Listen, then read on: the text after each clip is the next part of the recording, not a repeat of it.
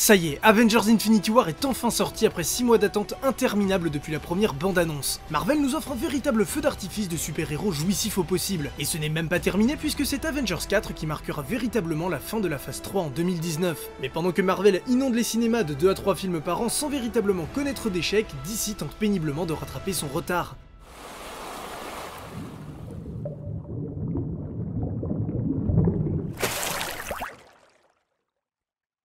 Salut à tous, c'est Flippies. Non, aujourd'hui on ne parle pas spécialement d'Infinity War, mais plutôt de pourquoi le MCU est meilleur que le DCEU. Pour rappel, le MCU est le Marvel Cinematic Universe et le DCEU est le DC Extended Universe. Cela concerne donc uniquement les films et non pas les comics, mais surtout les films de leur univers cinématographique respectif. Univers qui débute à Iron Man pour Marvel et Man of Steel chez DC. Pas de X-Men, Spider-Man ou même Dark Knight dans cette vidéo. Voyons donc pourquoi le MCU est meilleur que le DCEU. Oui, je sais, on peut dire DCEU, mais on va les faire à la française.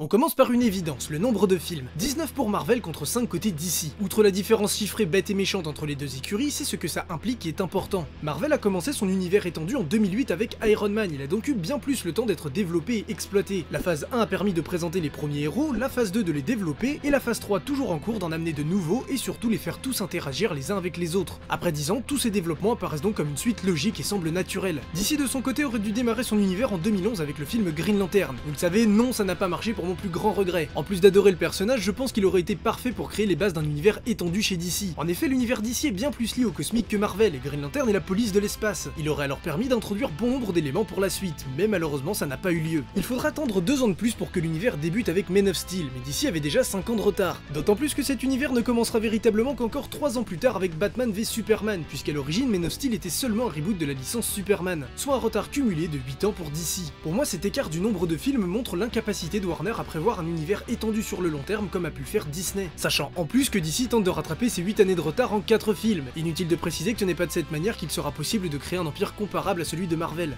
D'ailleurs, c'est justement ce qui m'amène au point suivant, l'originalité et les licences exploitées. Man of Steel et Batman v Superman sont respectivement les 6e et 7e films de Superman, et pour Batman c'est la 9e fois. Et je vous fais cadeau des films d'animation et des séries live. Bien évidemment, ils sont indispensables à la création d'un projet d'univers étendu, mais DC ne sait pas quoi faire d'autre. C'est encore et toujours les deux mêmes qui sont adaptés. Et pour ce qui est du reste, ça casse pas 3 pattes à un connard. On a eu droit à Suicide Squad qui est probablement l'un des pires films de super-héros de ces dernières années. Si l'idée de base était bonne et originale, le film mettait en scène une équipe de méchants composée à la fois de personnages inconnus et très attendus et était annoncé comme plutôt sombre, il est finalement devenu une copie ridicule des Gardiens de la Galaxie allant même jusqu'à utiliser les mêmes musiques. Quant à Justice League, c'était l'un des films de super-héros les plus attendus de ces 15 dernières années puisqu'on en parlait déjà à l'époque des 4 Fantastiques, la première version. Encore une fois, le résultat est très loin d'être celui attendu. Mais pour le coup, il y a des circonstances atténuantes par rapport aux problèmes familiaux qui ont poussé Zack Snyder à quitter le projet. En effet, ce dernier a dû se retirer et a laissé sa place à Joss Whedon. Bien qu'il ait fait des Avengers une véritable réussite, son style est complètement différent de celui de Snyder, surtout pour DC. Et enfin, Wonder Woman, qui sans être un chef-d'œuvre a le mérite d'être un bon film de super-héros, qui plus est de super-héroïne, ce qui a permis à DC de damer le pion à Marvel en nous proposant le premier film de super-héroïne depuis bien longtemps. Mais ce n'est pas suffisant. On peut reprocher ce qu'on veut à Marvel, mais pour le coup, il est impossible de dire qu'ils se reposent sur leurs acquis. Le studio prend des risques pour nous proposer du neuf. C'est Marvel qui a eu l'idée de créer un univers étendu au cinéma qui a abouti au film Avengers, film qui a rencontré un tel succès qu'on parle d'un avant et d'un après Avengers. C'est aussi Marvel qui a pris le risque de porter un projet aussi fou que les Gardiens de la Galaxie au cinéma, qui a adapté un héros inspiré d'une fourmi, qui a amené la magie avec un personnage comme Doctor Strange, et qui a réalisé un film composé d'un casting presque entièrement noir en mettant en avant la culture africaine. Certes, le studio brime souvent la vision artistique de ses réalisateurs à cause d'un cahier des charges très lourd. Je ne dis pas non plus que ces films sont des réussites absolues, ce n'est pas le propos, mais Marvel prend des risques en essayant de nouvelles choses. C'est pour ça qu'il domine le cinéma de super-héros et qu'à l'inverse, DC est à la traîne. Le plus frustrant, c'est que DC a largement les ressources pour créer son propre univers avec ses propres codes différents de ceux de la concurrence, mais la Warner est tellement appâtée par les thunes que gagne Marvel qu'elle en oublie le plus important.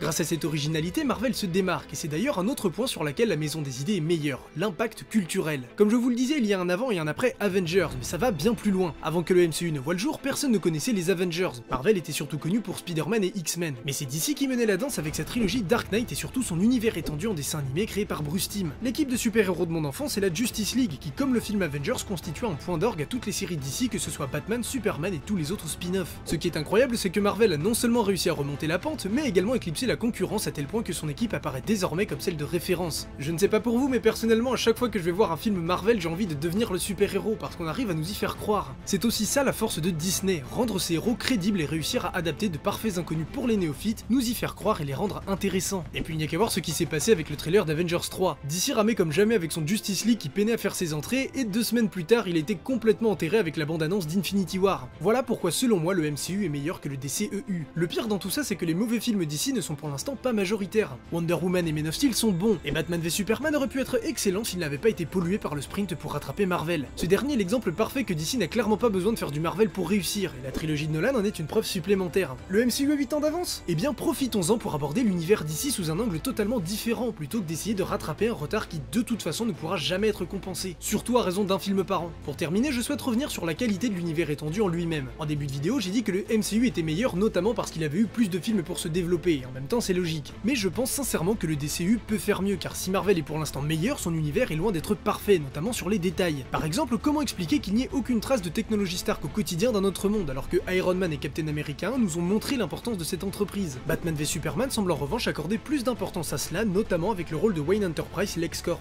Au final, le MCU est meilleur car le DCU préfère essayer de le copier plutôt que de mettre en valeur ses forces qui ont fait son succès depuis plus de 80 ans d'histoire. Et c'est justement ça le problème, il ne faut pas un meilleur Marvel mais une alternative, quelque chose de différent. Car de la part de l'un des Big Two, je n'attends pas moins qu'un impact capable d'influencer le genre super-héroïque comme l'a fait Marvel. Voilà, j'espère que cette vidéo vous a plu car c'est la première fois qu'on parlait comics. Dites-nous en commentaire si vous êtes plus Marvel ou DC et pourquoi. Vous pouvez également nous soutenir sur Tipeee, le lien est en description. Nous, on se retrouve pour une prochaine vidéo, à bientôt sur l'archipel.